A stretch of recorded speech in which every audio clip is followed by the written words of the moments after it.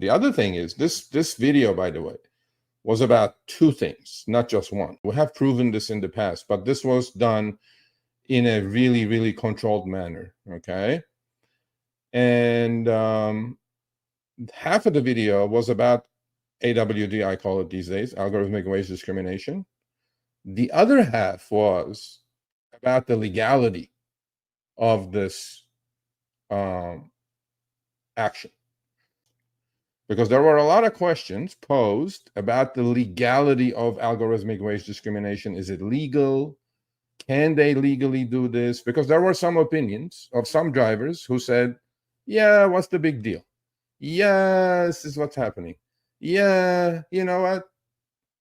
You guys will get an education when David shows up. Please come up to that episode if you're not here already. And then, get your education, if it's legal or not legal. All this other stuff, to me, look, I haven't heard from Uber first time after a big release like this, because I think this shocked them as much as anybody else. And so I'm sure you're watching. Hopefully we're still friends, but if we're not, it's okay. Uber has their playbook and they're executing it really well. I have my playbook and I'm going to keep executing to the best of my ability as long as I'm here.